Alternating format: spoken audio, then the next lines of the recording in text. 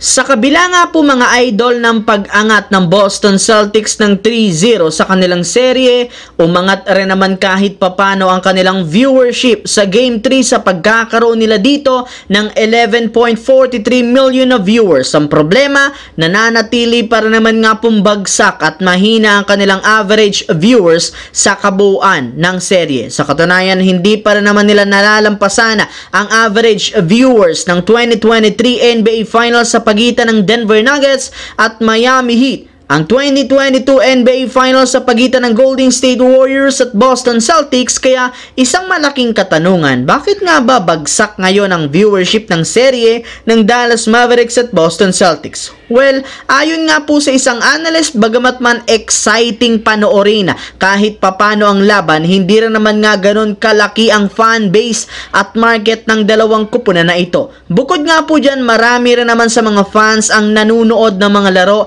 sa NBA sa mga pinagbabawal na site, kaya hindi nga po nakapagtataka bakit bagsak ang ratings ng NBA Finals ngayon. Samantala, matagal na rin naman nga po mula nang magkasama sina Jason Tatum at Jaylen Brown sa Boston Celtics, at bagamat man parati silang nagiging competitive at nasa contention, hirap para naman nga sila noon na makakuha ng kampeonato. Kaya kahit man pareho silang dalawa na nagtatala ng malaking puntos, hindi lang naman sila ang rason bakit malapit nilang makuha ang titulo. Sa katunayan, may ilang mga analyst na nga ang nagsabi na ang tunay na rason bakit isa na legit na contender ang Boston ngayon dahil sa kanilang player na si Jrue Holiday. Yes mga idol, simula nga po nang makuha nila ito sa isang trade, nagkaroon nga sila ng isa pang manlalaro na pagkakatiwalaan sa opensa, plus napakalaki ng impact nito sa depensa, kaya hindi na nakapagtataka bakit mas gumaan ang trabaho ngayon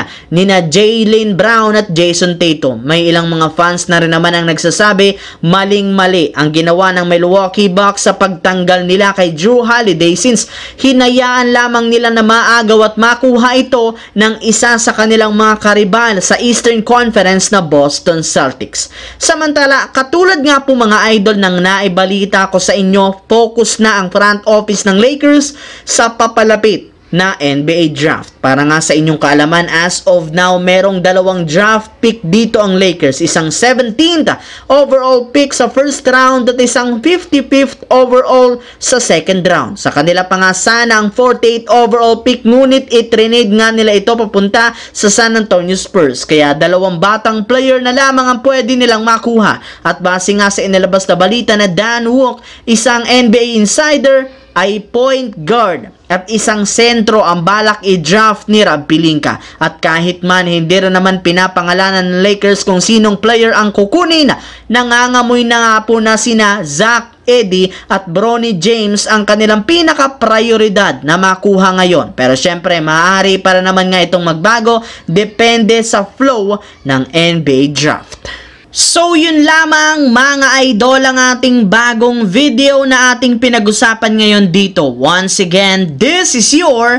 J-Zone TV. Huwag kalimutang mag-like, mag-subscribe, pindutin ang notification bell sa akin channel para lagi kayo maging updated sa mga videos na pinapalabas ko. Isang malaking shoutout sa lahat mga idol. Maraming salamat po.